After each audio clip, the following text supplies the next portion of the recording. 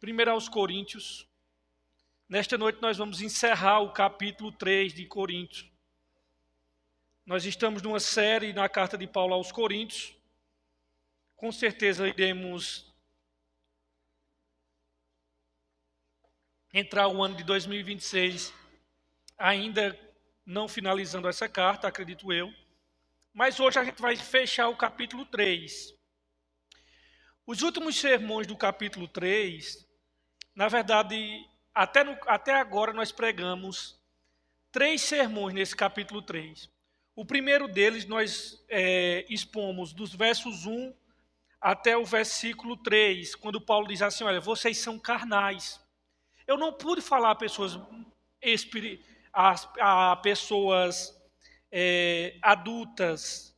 Eu, na verdade, queria falar a vocês como espirituais, mas eu não posso, vocês são carnais. E quando Paulo escreve isso, já fazia quase 5 anos que Paulo tinha se ausentado de Corinto. E ao escrever para eles, ainda ele continuava na mesma adolescência espiritual, não tinham crescido. E Paulo, esse foi o primeiro sermão que nós vimos aqui. Paulo diz, olha, vocês são carnais. O segundo sermão foi do 4 até o versículo de número 8, onde Paulo vai tratar a igreja como lavoura de Deus. Ele disse, olha, eu e Apolo, nós não estamos em competição. Eu plantei, Apolo veio e regou. Mas o trabalho milagroso de fazer crescer a semente, germinar, frutificar, é Deus que faz isso. Portanto, nem Paulo nem Apolo é alguma coisa. Mas Deus que dá o crescimento.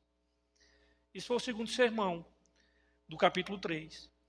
Semana retrasada, o penúltimo sermão, nós vimos Paulo saindo da metáfora da agricultura e entrando na metáfora da arquitetura, mostrando que a igreja é um edifício onde ele, Paulo, diz que colocou como sábio arquiteto o fundamento, mas ele alerta, veja como cada um edifica sobre esse fundamento. Ele diz que o fundamento é Jesus e nós estamos edificando sobre esse fundamento que é Cristo, só que ele diz, olha, preste atenção como é que vocês estão edificando sobre esse alicerce que é Jesus. E aí ele vai falar de alguns materiais. Ele diz, olha, alguns edificam com madeira, feno, palha, outros com pedras preciosas, ouro e prata. E ali ele estava mostrando duas maneiras que vai, na realidade ele estava falando do tribunal de Cristo, onde o Senhor vai examinar e ele vai trazer do coração as motivações do nosso coração. E muitas coisas, Paulo vai dizer que naquele dia, que foram feitas em nome de Jesus, vai ser um fumaceiro só.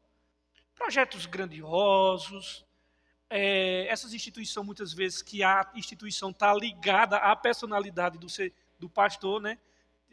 Ninguém se desvincula Universal, de Edir Macedo, Valdomiro da Mundial, o R.S. Soares e Vitória em Cristo e Silas Malafaia.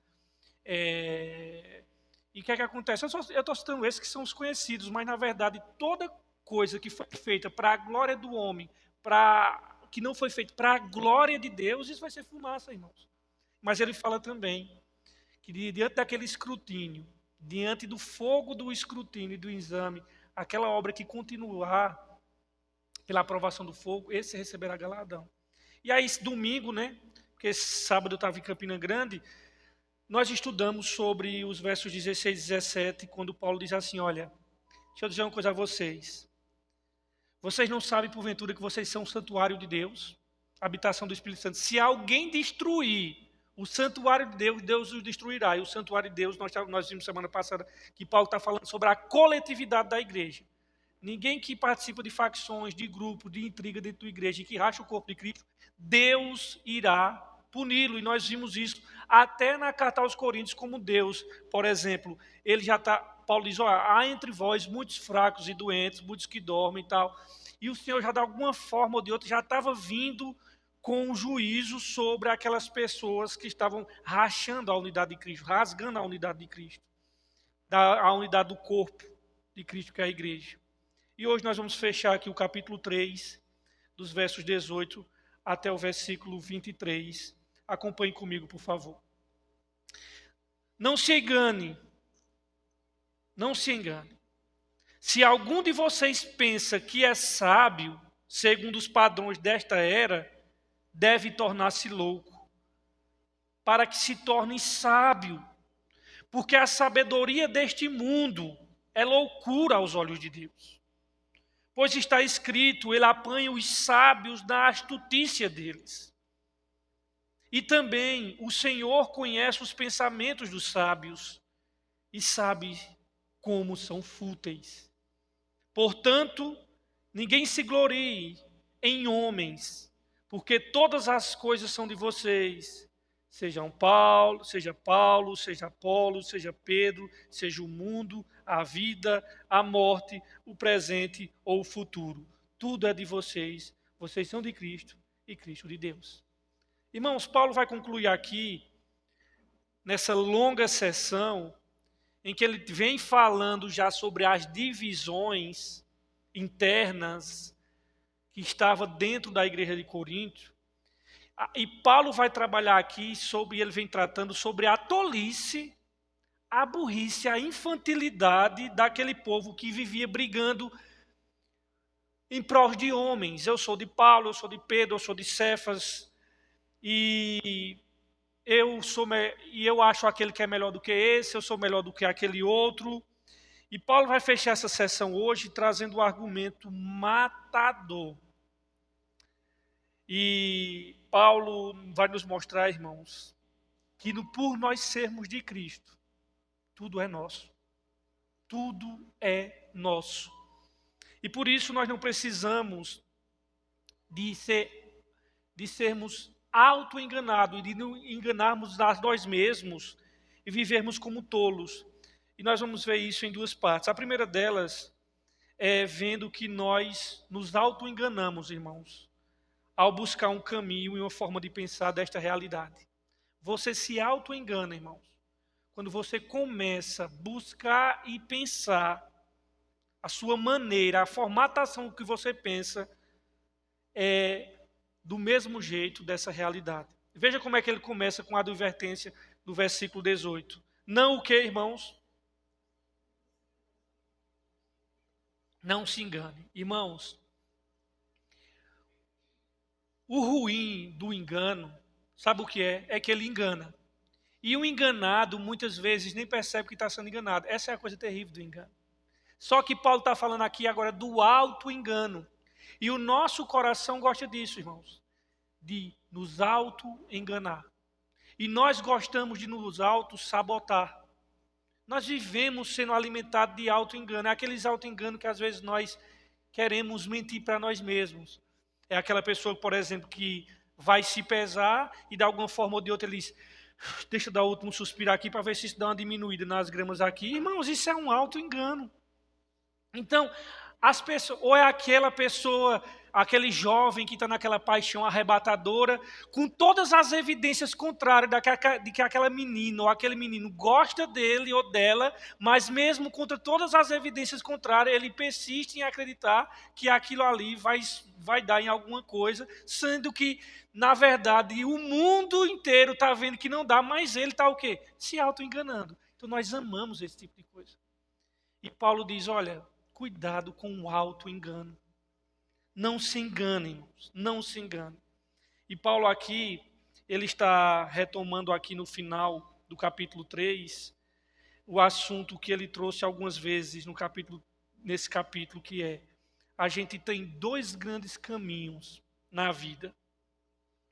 O caminho de seguir a Cristo e a sabedoria do alto, ou seguir qualquer outro caminho que no final das contas se resume em uma tolice vestida, fantasiada de sabedoria. Irmãos, não só ele que fala sobre isso. O pastor de Jerusalém, Tiago, ele fala dois tipos de sabedoria, a sabedoria do alto e a sabedoria terrena.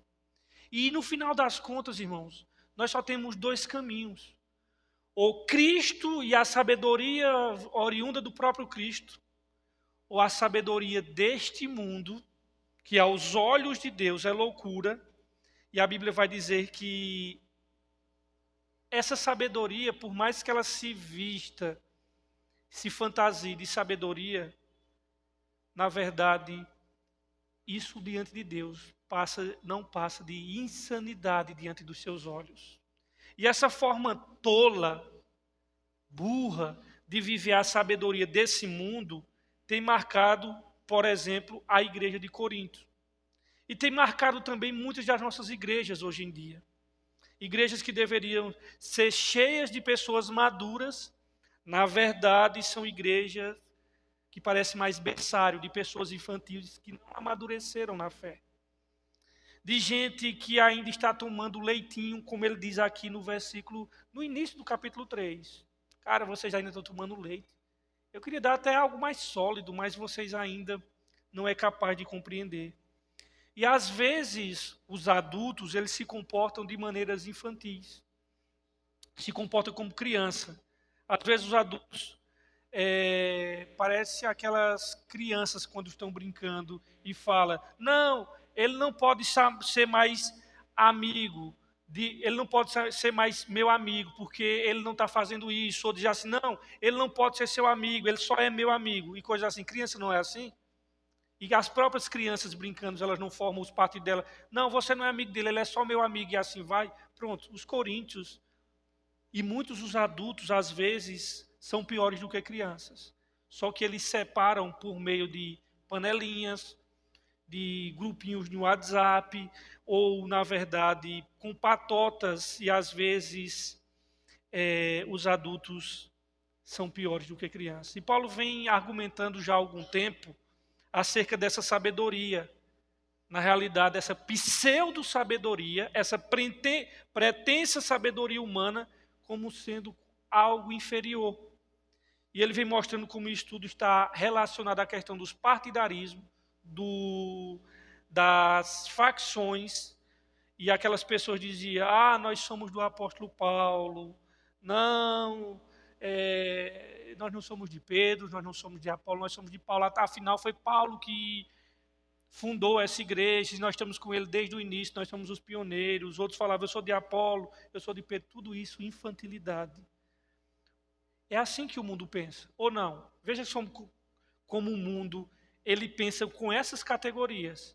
Pode dizer, por exemplo, essas categorias, ela está permeada dentro de trabalho, concorrência para ver não, vamos fazer alianças aqui, porque o nosso grupo vai ser mais forte, a gente pode vencê-los aqui.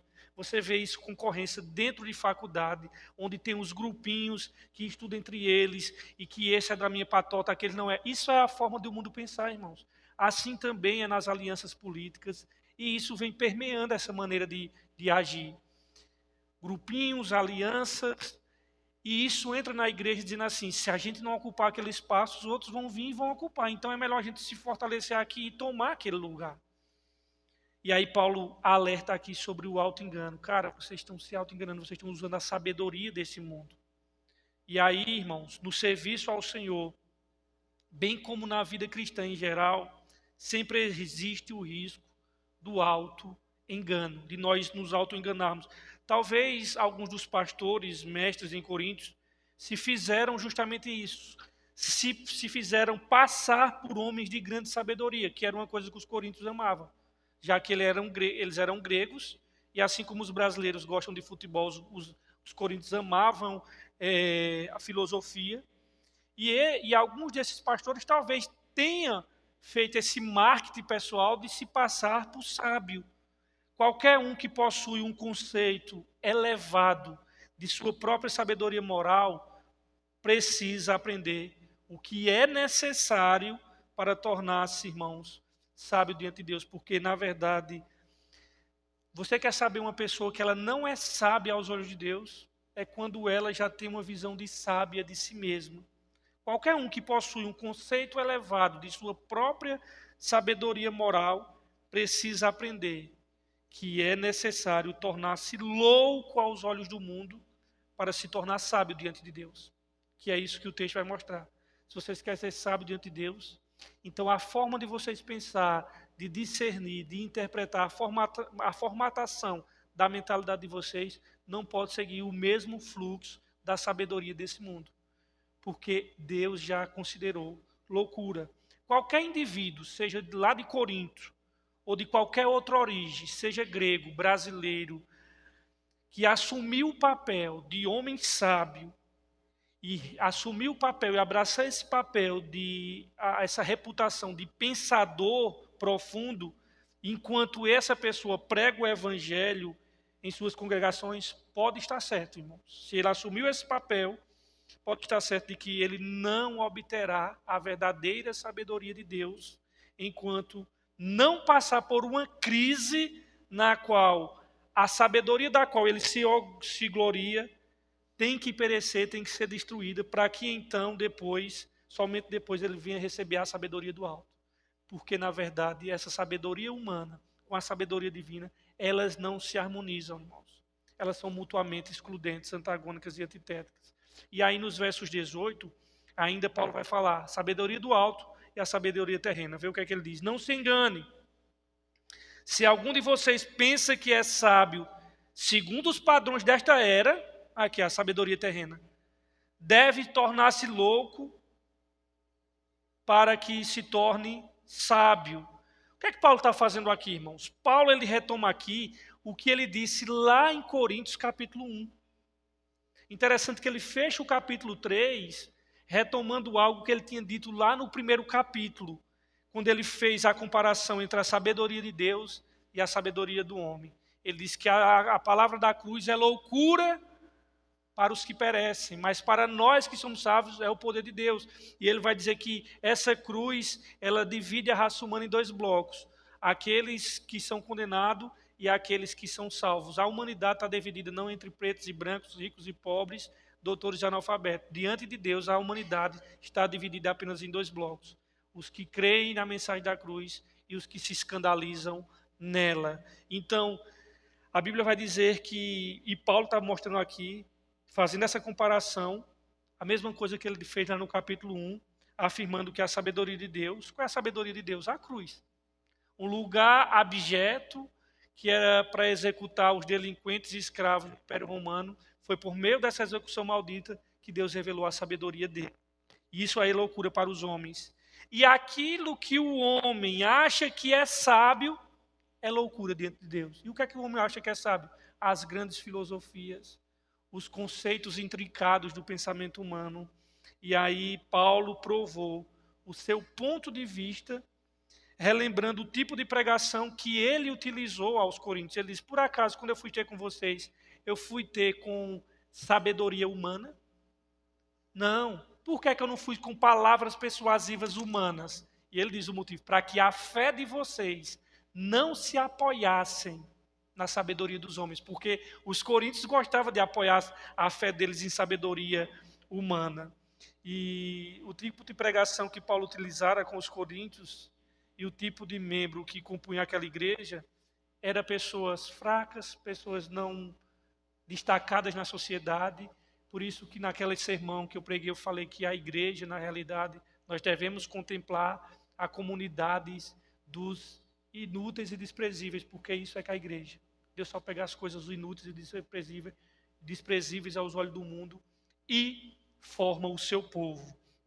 E aí nós precisamos valorizar o que Deus valoriza e não valorizar aquilo que os homens valorizam, via de regra, é abominável diante de Deus. E aquilo que os homens geralmente não dá valor, aquilo é elevado diante de Deus. Deus não escolheu, por exemplo, Jerusalém, a capital da religião, para que Cristo nascesse. Ele escolheu o pior lugar para que Cristo nascesse. O precursor dele também não estava lá onde estava o centro da religião judaica, Jerusalém. O precursor de Cristo, João Batista, estava no deserto, vestido com uma roupa esquisita, comendo uma dieta que ninguém queria comer, gafanhoto e mel silvestre. Então, Deus sempre gosta de maneira irônica, e a fé cristã ela é subversiva nesse sentido. A sabedoria divina sempre contradiz a sabedoria desse mundo. E, via de regra, a sabedoria divina ela se utiliza de coisas que, do ponto de vista humano, são coisas fracas, são coisas sem nenhuma glória, são coisas que não enchem os olhos dos seres humanos. O nosso rei nasceu em quê? No lugar, por meio de uma família opulenta? Não. Dentro de uma estribaria, um odor fétido, com animais ali, um lugar totalmente desprezível. Então a sabedoria divina contradiz a sabedoria desse mundo. Sabe, irmãos? Isso é muito importante. Por exemplo, nesse mundo não existe nenhum lugar de neutralidade. Ou nós estamos crescendo em sabedoria bíblica e divina e crescendo cada vez mais ao alimento mais sólido, que é a palavra de Deus, ou nós estamos sendo alimentados pela sabedoria desse mundo e achando, diga-se de passagem, que estamos indo muito bem, na medida que a gente vai se alimentando da sabedoria desse mundo. E sabe o que é isso? Auto-engano. Auto-engano. Isso é viver se iludindo, irmãos. Isso é achar que vemos o mundo como ele de fato é, quando na verdade nós só estamos enxergando de maneira distorcida a realidade. Da mesma maneira distorcida que os nossos contemporâneos dessa cidade enxergam. Por exemplo, para você andar nessa cidade, no nosso contexto, no nosso país, muitas das coisas que nós fazemos parecem tola para a sociedade. Por exemplo, o que é que essas pessoas, em vez de estarem se divertindo, estarem passeando, o que é que leva essas pessoas a saírem de sua casa e, de fato, se reunir no lugar para falar e ler sobre um livro, na concepção deles, defasado, antigo, chamado Bíblia. Então, este mundo vai te dizer, por exemplo, que se você não lutar por certo tipo de coisa, outros grupos vão devorar você, que se você não fizer parte desse time aqui, você não vai prevalecer, que se você não viver fazendo alianças com chavos, você vai ser eliminado pela concorrência. Essa é a maneira com que o mundo enxerga, onde eu estou disputando com tudo e com todos, irmãos. Só que não é assim no reino de Deus. Então você escuta, na verdade, esse tipo de provocação, mas você sabe que, na verdade, quando você trilha o caminho dos ensinamentos bíblicos, aos olhos do mundo você parece tolo. Pode ter certeza, irmãos. Parece besta, parece inocente, e esse inocente ele já diz no sentido da malícia. Então, para ser sábio de verdade, tem que andar na malícia desse mundo. É assim que o mundo prega, mas não é assim que o reino de Deus nos ensina. O mundo olha para a maneira que a gente vive e fala e diz assim: esse povo é um povo besta, é um povo bobo. E, por exemplo, sábado à noite, essa turma aqui na missão podia estar dormindo, podia estar num clube, poderia estar no lazer, fazendo um monte de coisa, mas são bobos, vão ficar reunidos ali. E a sabedoria desse mundo só parece impressionante, irmãos. Ela só parece impressionante. Mas quando você vai olhar e comparar a sabedoria desse mundo com a sabedoria divina, ela se destrói. É só uma impressão. Assim também como, às vezes, é uma impressão falsa de que nós somos bons. Sabe como é que você vai ter uma impressão falsa de que nós somos bons? É você abrir programas, que aquilo é um lixo, na verdade, programas de noticiários que só junta todo tipo de desgraça e coloca ali o que está acontecendo no mundo. Cara, se você vai assistir programas sensacionalistas, como Sem Meias Palavras, como da Atena, como tantos outros aí, que eles fazem o apanhado de tudo que não presta e coloca ali, a primeira impressão que você tem, sabe o que é? De que você é uma pessoa boa. Porque você vê tanto tipo de barbárie que você começa a se nivelar por aquelas barbaridades que existem aqui e dá a sua impressão de que você é uma pessoa muito justa. Que você é muito bom. Diante de assistir telejornal, você fica vendo o tempo todo e diz, cara, diante disso aí, meu irmão, eu estou nota 10.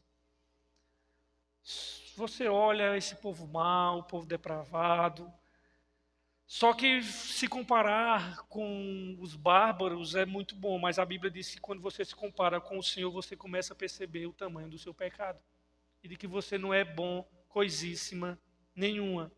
O tamanho do seu mal, comparado com a justiça divina, aí você começa a se balizar pela maneira certa. Assim também é a sabedoria do mundo.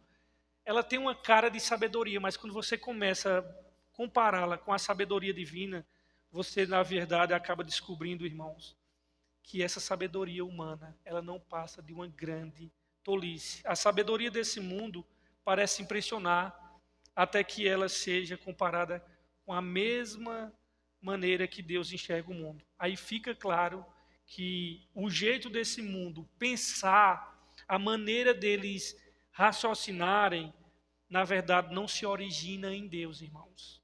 Se origina no coração caído e depravado do homem. E o homem, irmãos, pode perceber. Quando diz assim, olha, acendo o alerta quando usa a palavra especialista, porque esse mundo está cheio de especialistas. Não, os especialistas dizem, não, quem são esses especialistas? Baseado em quê? Aí é especialista para tudo. Os especialistas dizem, irmãos, os sábios desse mundo, quando você vai começar a analisar a ideia de todos eles, nada mais é do que malabarismo mentais para afagar e acolher o pecado. É para dar uma maquiagem para continuar com suas práticas pecaminosas de pecado. E os sábios desse mundo não são nada mais que seres humanos articulando uma maneira para tornar o pecado mais palatável que eles abrigam na sua alma trevosa. Ontem mesmo hoje eu fiz uma prova de fundamentos da educação, graças a Deus que eu já conhecia o conceito, né, de Jean-Jacques Rousseau, e eu assisti uma aula ontem, já para fazer a prova hoje, e aí o professor dizendo assim, falando sobre, porque aí estudava antropologia, a filosofia da educação, tudo, aí o cara lá, pegando Jean-Jacques Rousseau, trabalhando em Rousseau, e dizendo assim, Rousseau, e aí é o que está sendo, a galera engole isso, irmãos, assim, ó, o homem é bom, o homem nasce livre e bom. E aí, segundo Rousseau, o homem nasce bom, o meio corrompe o homem e o homem nasce livre. E aí o que é que acontece? O homem nasce livre e ele é escravo por meio da sociedade, dessa questão do contrato social, que eu não vou entrar nesse mérito aqui, né? Mas só para dizer a vocês que a premissa que o cara parte é de que o ser humano é inerentemente bom. Ele é bom desde quando nasce e o meio é que corrompe ele. Agora você veja, irmãos, a galera engole isso. Mas nenhum foi de... Agora está ensinado aí, ó, faculdade sempre vai sair geração. E sempre esses caras vão ser ensinados. Agora, o que poucos sabem é que Rousseau teve 5 filhos, jogou tudinho no orfanato e abandonou eles lá. O cara que dizia que o ser humano nasce bom e que a educação é que redime o homem. Jogou 5 meninos, por que não educou-los? Já que a educação é que redime.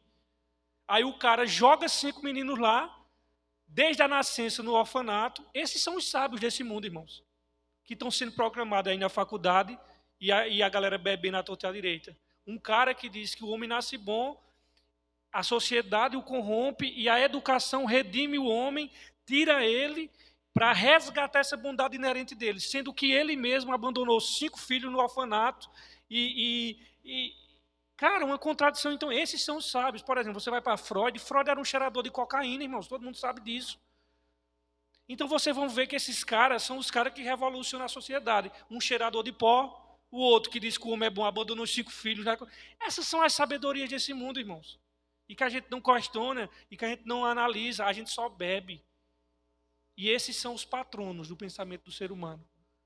O que é que por exemplo, o que é que Freud tem a ensinar a uma família? Pegue Freud, diga assim, pronto, eu não sei educar meus filhos, Freud. Eu queria que você me ensinasse alguma coisa sobre a educação de família.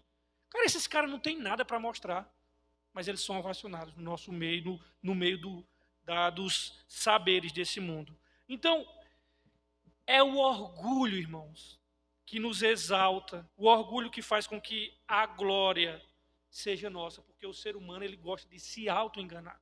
Ele gosta da sabedoria desse mundo, porque a sabedoria desse mundo traz glória pessoal para ele. Sendo que Paulo vem insistindo aqui aos Coríntios que quem quiser se gloriar, glorie-se em quem? No Senhor. Quem quiser se gloriar, glorie-se no Senhor. Não nos outros, não em Pedro, não em Paulo, não em Apolo, mas em Jesus. E Paulo se apoia nisso. Ele vai dizer isso nos versos a seguir, melhor dizendo, que ele vai citar 2 versos do Antigo Testamento. Vai citar Jó e vai citar Paulo, aliás, Salmos, mostrando que há uma sabedoria do mundo que funciona apenas para o mundo, irmãos. Essa sabedoria do mundo, ela funciona para onde? Para o mundo. Mas eu digo uma coisa a vocês, mas não na igreja. A sabedoria do mundo não funciona para a igreja, irmãos, e não adianta querer fazer essa simbiose. Na verdade, porque a sabedoria de Deus é diferente da sabedoria do mundo. O reino de Deus, ele é subversivo. E aquilo que o mundo valoriza, o reino de Deus despreza. E aquilo que o reino de Deus despreza, o mundo valoriza. O reino de Deus está em posição invertida, de ponta cabeça. O reino de Deus tem valores invertidos. A igreja não é uma espécie de empresa secular. E aí Paulo vai mostrar a sabedoria do mundo, é loucura diante de Deus. Veja os versos 19. Porque a sabedoria deste mundo é loucura aos olhos de Deus.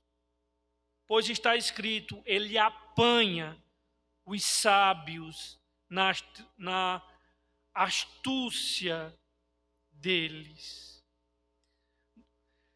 Tanto os versos 19 quanto os versos 20, Paulo está trazendo trechos de 2 passagens do Antigo Testamento. Essa que ele citou aqui do versículo 19 é uma citação lá do livro de Jó, quando diz que Deus ele apanha os sábios na astutícia dele, né? Está no livro de Jó. Irmãos, se o homem saísse à procura de Deus, o homem natural, que não tem o Espírito Santo de Deus, que está morto em seus pecados, que está com a mente esfrangalhada pelo pecado, se ele saísse à procura de Deus pela via da sua própria sabedoria, ele jamais encontraria Deus, irmãos. A sabedoria humana jamais seria e será capaz de tornar e de encontrar Deus ou tornar um plano ou fazer um plano da salvação, na qual Deus se torna homem a fim de morrer pelos pecadores culpados, vis e rebeldes desse mundo. E aí Paulo, nesse versículo 19, ele cita Jó 5,13. Nesse versículo ele cita Jó para quê? Para mostrar que Deus triunfa sobre a sabedoria dos homens, a fim de realizar os seus propósitos. Nunca, jamais, o homem foi capaz de dizer assim, nós pecamos contra Deus, então vamos chegar a esse Deus que nós nos pecamos. Nunca, irmãos. Nunca. Não foi Abraão que disse assim, Deus, vem cá, que tal por meio de mim nós criarmos uma nação? Eu estou velho, minha esposa também, mas tu faz um milagre aí, tu cria uma nação, por meio dessa nação vai ter diversas tribos, tu escolhe uma tribo, e por meio dessa tribo, tu traz o Messias, ele morre por nós, e nós não já chegamos até aqui. Isso foi Abraão que veio. Não, irmãos, é Deus que faz isso. Então, nem mesmo o homem, com toda a erudição, com todo o conhecimento, é capaz de elaborar um plano ou frustrar os planos de Deus. Antes, Deus muitas vezes mostra que, apesar da sabedoria humana, os seres humanos são absolutamente pobres e impotentes. Paulo, na capital da Grécia, Atenas, ele, cheio de escola filosófica, Paulo diz, olha, vocês são ignorantes. A terra de Aristóteles, Platão, Péricles, Demóstenes, de todos aqueles homens gigantes do saber que enchia a biblioteca com a sua erudição, Paulo chama eles de ignorantes. Deus não leva em conta o tempo da ignorância, ele está pedindo que vocês se arrependam agora. Nem mesmo, irmãos, o pessoal da Grécia, que influencia até hoje a nossa sociedade, eles conseguem, na verdade, fazer um plano da salvação ou frustrar os planos de Deus. Irmãos, os sábios desse mundo, de acordo com o versículo 19, e Paulo está fazendo um contraste entre a sabedoria divina e a sabedoria humana, os sábios desse mundo jamais podem citar a frase do nosso herói, o herói da nossa infância. Quem foi o herói da nossa infância que dizia assim, não contavam com as minhas astúcias, Chapolin dizia isso. Só que os sábios desse mundo jamais podem chegar em Deus e dizer: Deus, não contavam com a minha astúcia, Deus, eu já sabia das astúcias de vocês. Eu sempre soube, vocês não me pegam. E aí o texto do versículo 19 diz assim, porque ele apanha os sábios na astúcia dele. Ou seja, os sábios, na toca da astúcia deles, Deus pega todos eles. Isto é, Deus apanha, Deus captura. É a ideia do texto aqui. Deus vai justamente no ponto em que eles estão se escondendo, eles estão querendo armar uma armadilha, uma toque. Deus diz assim: eu já contava, sabia e sempre soube da astúcia de vocês. Vocês não podem repetir a mesma coisa de Chapolin Colorado, que não contavam com astúcias, porque eu já peguei vocês na astúcia de vocês. E a imagem aqui que o apóstolo Paulo usa é uma linguagem da caça. É a imagem de alguém que está sendo atacado por um animal feroz. E essa pessoa faz uma maneira para ludibriar aquele animal feroz para pegá-lo com a sua astúcia. Por exemplo, alguém que oferece um braço para esfaquear o animal que pula em seu braço. Então, Paulo, por isso que Paulo está dizendo que ele está falando que no final das contas, aqueles que acham que são sábios, aqueles que acham que de alguma forma ou de outra têm uma astúcia para pegar Deus e acha que está obtendo alguma vantagem diante do Deus do universo, mas eles não sabem que no final das contas eles serão capturados e Deus irá pegá-los na sua astúcia. O juízo final, irmãos, vai ser a maior arapuca para esses que são sábios, segundo o mundo. E vocês sabem como é que Deus captura. Deus já faz isso, irmãos, por meio da igreja, a luz de Cristo brilhando por meio dos seus servos, da maneira de viver. Cada cristão, em cada ambiente, mudando, é uma forma de envergonhar esse mundo corrupto, a sabedoria desse mundo e mostrar a ardil e as intenções pecaminosas que estão por trás de suas elaborações. E Deus já está envergonhando a sabedoria desse mundo. E o sábio desse mundo, ele envergonha através da simplicidade do evangelho dos cristãos. Mas isso vai acontecer no futuro, no dia do juízo final, de uma maneira plena, cabal. E essas pessoas vão comparecer diante do Senhor. E onde cada palavra frívola e leviana, Jesus diz lá em Mateus que eles vão dar conta no dia do juízo. E Deus vai trazer à tona todas as intenções escondidas do seu coração, das maldades que eles causaram com a criação. E muitas vezes dessas maldades se disfarçando, irmãos, de bondade. Porque Satanás também, ele usa uma suposta bondade, mas por trás, irmãos, o que tem é uma carranca feia, perversa. Por isso que eles estão fazendo, na verdade, Paulo diz assim, que por isso que Deus vai apanhá-los na sua astúcia. E eu vou dizer uma coisa a vocês, irmãos. Deus contava assim, já com a astúcia desses sábios. Deus contava assim, com todas as elaborações engenhosas de suas maldades, que eles achavam que estavam se dando bem. Por isso, Paulo diz, não se engane, irmãos. Não se engane. Versos 20.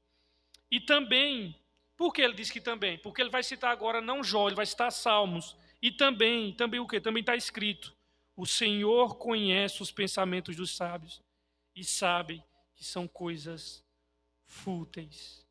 Irmãos, quando você vai estudar os sábios desse mundo, você percebe as contradições deles, você percebe as limitações deles, e o que você percebe é um desmanchando o outro. Por exemplo, Sócrates veio como um divisor de água na filosofia.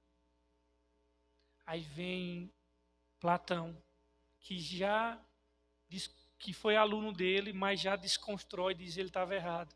Aí chega Aristóteles e diz, não, mas também Platão também estava errado. Aí, dando um pulo mais para frente, vem Freud, que é considerado o pai da psicanálise. Aí o aluno dele, que é Jung, Bebeu, chegou um momento e disse, não, eu não vou botar para frente essa ideia não, porque tu é o maníaco do sexo, tudo para tu estar resumido o sexo, eu sou mais transcendente, eu vejo que tem um lado espiritual no homem, já que Freud era ateu, só puramente materialista, então o próprio aluno desconstruiu, aí depois vem Lacan desconstruindo tudinho, e hoje a filosofia, aliás, a psicanálise que está restrita só assim, a Freud e essa galera que veio depois dele, já desmancha tudo que o pioneiro fez aquilo. Então você vê que a sabedoria desse mundo, irmãos, ela não se sustenta. Ela não se sustenta. E o apóstolo Paulo aqui, no versículo 20, ele copiou e colou o que está escrito no Salmo 94:11. O apóstolo cita Salmo 94:11 para enfatizar que o Senhor conhece todos os pensamentos dos sábios. Deus conhece, irmãos, os pensamentos dos sábios desse mundo. E também sabe que são pensamentos vãos, que são pensamentos inúteis, que são pensamentos fracos. Deus conhece. Podem vir com uma palavra sábia, que deixa as pessoas impressionadas, mas Deus sabe o que é que está no coração. Mas por que é que Paulo faz tanta questão de desacreditar da sabedoria mundana? Por um motivo muito simples. Os coríntios davam grande valor à sabedoria do mundo e seguiam líderes que pareciam possuí-la, essa sabedoria, em grau elevado. E Paulo diz, olha, vocês estão seguindo o padrão totalmente errado. O padrão e a maneira de vocês pensar é mundana. E aí ele continua dizendo no versos 21, portanto, aqui é uma conjunção conclusiva, né? Ou seja, à luz de tudo isso que eu falei, aqui ele vai resumir tudo que ele vinha falando. Portanto, ninguém se glorie em homens, porque todas as coisas são de vocês. Irmãos, quem era que se gloriava nos homens? Quem? Pode responder, irmãos, quem? Quem é que estava se gloriando nos homens? Os coríntios. Se gloriando em quem? Em Paulo, em Pedro, em... Então Paulo diz aqui, portanto, ninguém se glorie em homens, porque todas as coisas são de vocês. E aí, irmãos, tendo em vista tudo o que foi dito, ninguém deve se gloriar nos homens. No tocante aos verdadeiros servos do Senhor, nós não devemos se gloriar por ser deles. Ah, eu sou de Paulo. Mas entender que todos eles, todos os homens de Deus, não é a igreja que pertence a eles, mas todos os homens de Deus, como Paulo, Apolo e todos os outros, eles é que pertencem à igreja. Eles são como presentes de Deus à igreja. Eles são, na realidade, não é a igreja que pertence a eles, eles que pertencem à igreja. Entendeu? Por isso que a igreja não é de pastores. O pastor é que é da igreja. A igreja não é dos missionários. Os missionários é que pertencem a ela. Então não faz sentido estar dizendo eu pertenço a eles, sendo que essas pessoas são levantadas como dádivas de Deus para fortalecer o corpo de Cristo. Então, entender que todos eles, Paulo, Pedro, Apolo e todos os homens de Deus que se levantaram, que Deus levantou ao longo das eras, todos eles são nossos, tudo é nosso. E ele diz aqui, portanto, ninguém se glorie em homens, porque todas as coisas são de vocês. Olha aqui, ó. Seja Paulo, seja Apolo, seja Pedro, seja o mundo, a vida, a morte, o presente e o futuro, tudo é de vocês. Vocês são de Cristo e Cristo de Deus. Esta é a conclusão de tudo o que Paulo disse até agora. Ele levou 3 capítulos para dizer isto: não se glorie nos homens. Por que não se gloriar nos homens? Por quê? Porque tudo é vosso. Seja Paulo, seja Pedro, tudo pertence a vocês, seja o mundo. Então, o versos 22, quando ele diz, seja Paulo, seja Pedro, seja Apolo, nós poderíamos dizer que esse versículo 22, irmãos, é um inventário de todos os bens dos filhos de Deus. Você quer saber qual é o seu inventário? Tudo é seu, irmão.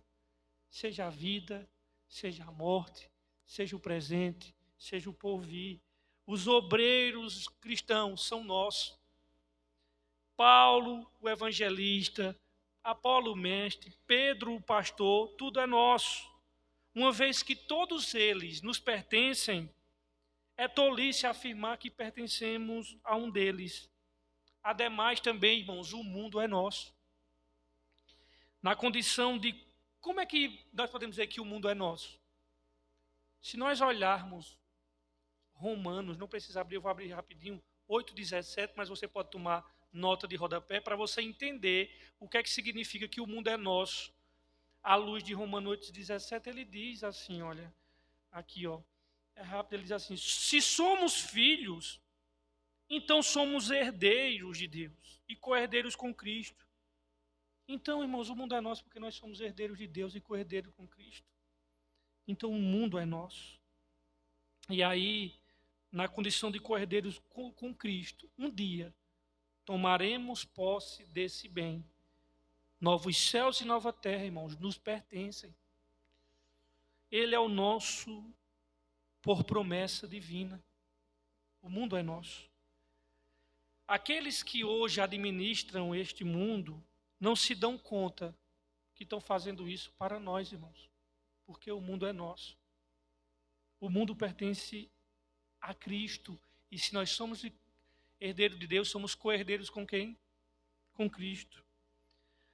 Mas Paulo diz, o mundo é nosso, a vida também é nossa. E quando ele usa a vida aqui, não se trata apenas da existência na terra, mas a vida no seu sentido mais pleno e verdadeiro. Ele diz, seja a vida, seja a morte. A morte também é nossa, irmãos. Por quê? Porque a morte mais nos ameaça. A morte já não coloca medo sobre nós. Não é mais inimigo temido que vai enviar sua alma para um lugar de sofrimento eterno e sombrio. Antes, a morte é um mensageiro que conduz a nossa alma ao paraíso. A morte é apenas um lugar de transferência, ela é um meio que nos remete para a glória eterna. Ela é um elevador que nos leva para os braços de Deus. E no versículo 23, o apóstolo Paulo acaba dizendo, e vocês são de Cristo, e Cristo de Deus. As coisas presentes e futuras, tudo é nosso, irmãos. Alguém disse que todas as coisas servem ao homem que serve a Cristo. Todas as coisas servem ao homem que serve a Cristo. As estrelas em seu curso competem pelo homem que é parceiro de Deus, que é filho de Deus, que anda com Deus na redenção do mundo. Então, querido, saiba disso. Tudo é seu, irmão. Seja o mundo, seja a vida, seja o presente, seja o porvir. Tudo é vosso e vós de Cristo e Cristo de Deus. Que Deus nos abençoe.